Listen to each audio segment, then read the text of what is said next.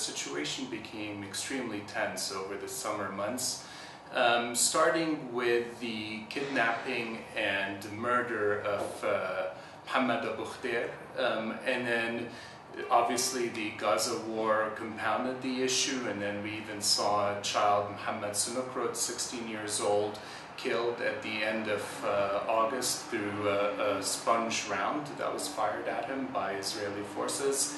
And during this time, Palestinian youth erupted in protests, and the Israeli authorities used a heavy hand to clamp down on these protests and demonstrations. And according to Israeli media, some 260 Palestinian children were arrested during this 3 months period, which is a pretty large number.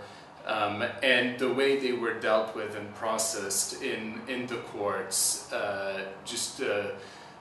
was extremely harsh. Oftentimes, for minor offenses, children wound up serving quite long periods in detention. One thing that I would like to comment about is the fact of how home arrests have been used against children to explain the impact that has on the overall family. So while Defense for Children International Palestine thinks home arrest is a far better alternative to imprisonment, the way home arrest has been used on occasion is very troubling. In one case, we had a child placed under home arrest for an 11-month period. And for 10 months of that period, he wasn't allowed to leave his home, even to go to school. And the problem with that is this child that's been placed under home arrest while the Israeli authorities decide what to charge him with. So at this point, he hasn't been charged with anything, just placed under prolonged home arrest. This child can expect Israeli soldiers to visit his home at any time, every day, twice a day. That creates quite a large impact, not only on the child who's under home arrest, but on the entire family, including his siblings. Moreover, if the child does remain in home arrest, his family has to pay a huge fine, and that puts a lot of financial hardship on a family already under a lot of economic duress. And something we often don't mention is that a lot of these Palestinian children that end up caught up in the system, caught up with Israeli authorities arresting them, are already some of the most vulnerable and at-risk children. These children are coming from poor economic, social backgrounds, and they should already be the children we look out for in terms of, are they receiving the right education, are they receiving the right future? But instead, what we see happening to these children is an increasingly heavy-handed approach by the Israeli authorities that's aimed really at controlling the Palestinian population in Jerusalem. Most home arrests tend to be for 2 to 3 week periods, but what's interesting about these home arrest periods is that the child at this point, when he's placed under home arrest, hasn't been officially charged with a crime. But that said, most children in home arrests are usually denied the access to school. And that really becomes a problem when the home arrest is for a prolonged period of time. Home arrest has a huge impact on children because one of the main factors is the psychological impact it has on a child, where the child's home is turned into the prison, his detention center, and his parents are turned into the effective wardens to ensure he stays at home. And that creates a very challenging dynamic in the home.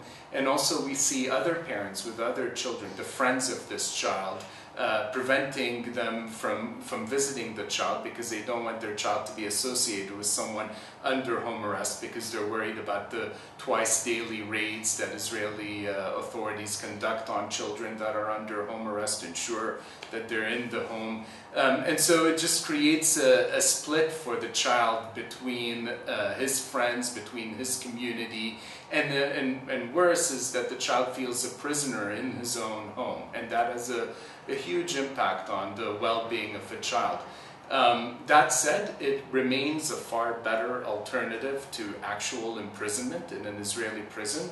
The troubling aspect for Defense for Children International Palestine is when that home arrest is prolonged for months on end without the child having any real charges, because what that means is once real charges are filed against the child, not only would he have endured 11 months of home arrest, but he'll also have to endure possible imprisonment after that. Palestinian children living in East Jerusalem are subject to the Israeli civil criminal law. We're increasingly seeing the effective treatment of Palestinian children in East Jerusalem very much equal the same treatment that children in the West Bank undergo. And so what that means is that children are often subject to physical violence during interrogations. They're deprived of any legal counsel throughout the interrogation period. And while technically they're allowed to have their parent present during an interrogation, if the parent tries to intervene in any way, he's often kicked out of the room by the interrogator. The youngest age that a child may be interrogated and face criminal charges at is 12, and that applies to both Israeli and Palestinian children. But what's extremely different between Palestinian children living in East Jerusalem and Israeli Jewish children living in Jerusalem is the fact that Israeli Jewish children are often released on bail while they face charges, whereas in most cases Palestinian children face automatic imprisonment while they await being officially charged with a crime. Often children, some as young as 12, find themselves alone while being interrogated and while going through the interrogation process. And so most of them end up confessing whether they carried out an offense or not. In fact, what's troubling is we took a random sample of East Jerusalem children that were arrested in 2014, and we found out that over half of them ended up signing confessions in Hebrew, statements in Hebrew, a language most of them do not speak. So what this shows you is that the entire system, whether in East Jerusalem or the West Bank, the entire detention system for Palestinian children has a pattern of abuse that's intended to coerce confessions out of these children. And it's these coerced confessions that are then admitted as evidence by the courts in complete mockery of due process and fair legal standards.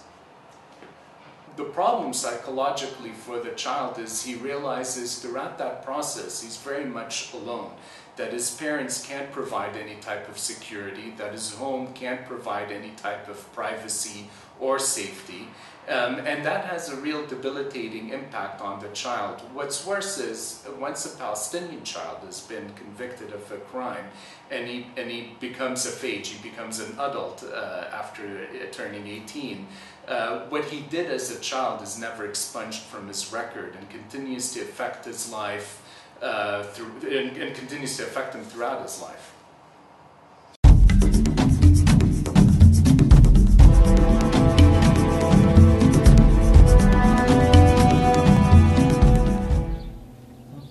Bombs, explosions, airstrikes, warplanes, tanks, injuries, death, atrocities, evacuation, and ground incursion are the words Gaza's children have been used to since the beginning of Israel's brutal onslaught on the besieged enclave. Those children, whom the entire world failed to protect, explained the Israeli aggression on Gaza with their own words. We left Al-Shafa'iyya at 4 a.m. under Israeli fire. We called the ICRC, but they couldn't help. I was very scared. It was like 1948. All people were running away. We evacuated to Al-Shafa hospital. I don't like the hospital, but there is no place to go. It's dangerous here as Israel wants to bomb it. Both Ramadan and Eid have finished, while those children were deprived of their basic rights. Many of them have lost a loved one or searched for their toys in the ruins that were once their homes. We ran away. I saw a girl that was killed. We went to the same school. They told us it would be targeted. We ran away again and it was bombed when we were on the streets. Then we came to Al-Shafa. I just want to feel safe and live like other children around the world. They bombed my house and our neighborhood. Al-Bayt Hanan was bombed. It's only because we live near the borders, but we haven't done anything wrong. What are we guilty of? More than 1,000 children were injured and hundreds were killed in cold blood during the Israeli aggression. Almost always, children bury their parents, but in Gaza, parents bury their children. A 7-year-old child in Gaza has already witnessed 3 Israeli aggressions in his lifetime. Such aggressions would definitely traumatize him for the rest of his life, while the international community stands still. Hala Safadi, Press TV, Gaza. The Palestinians are celebrating. They are getting 1,027 of their heroes in a prison swap. Who are these brave freedom fighters? And why were they in prison for the first place? Here are 6 of them. Walid Anjaz was sentenced to 36 life imprisonments for taking the lives of 36 people in 2002 in 3 separate terrorist attacks at the Moment Bar in Jerusalem, at a students' restaurant in the Hebrew University, and a nightclub in Rishon LeZion city. All of his victims were innocent civilians, many of them teenagers. Hossan Badran was sentenced to 17 years in prison for his responsibility for the massacres that took place between 2001 and 2002 at the Tel Aviv Delphinarium nightclub, the Sbarro Pizzeria in Jerusalem, at the Matzah restaurant in Haifa, and at the Park Hotel in Netanya during the Passover celebration, killing entire families. Abdel Hadi Ghanem was sentenced to 16 life imprisonments after killing 16 bus passengers by hijacking the bus and driving it off a cliff on July 1989. Ahram Tamimi was sentenced for 16 life imprisonments for her responsibility to the murder of 16 people, among them children and babies, at the Sbarro Pizzeria in Jerusalem in August 2001. In 2006, she claimed she would have murdered again if had the chance. Amna Muna was sentenced for life imprisonment after using an internet chat to tempt 16-year-old Ofer Rahum to come from Ashkelon to Ramallah, where he was ambushed and shot to death, January 2001. Aziz Zalha was sentenced to 40 years in prison for brutally murdering 2 Israeli reserve soldiers who on 2000 got lost on their way and accidentally arrived in Ramallah.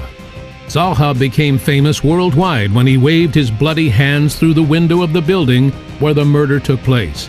In this verdict, the judges stated that this incident revealed human nature in its lowest form.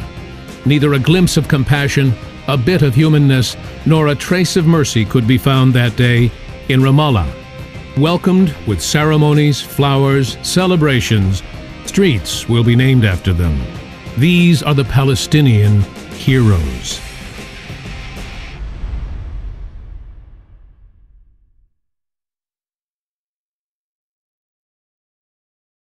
All your armies, all your fighters,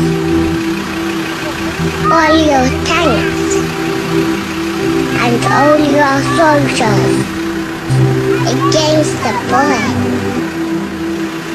holding a stone, standing there, all alone. In his eyes, I see the sun. In his smile, I see the moon.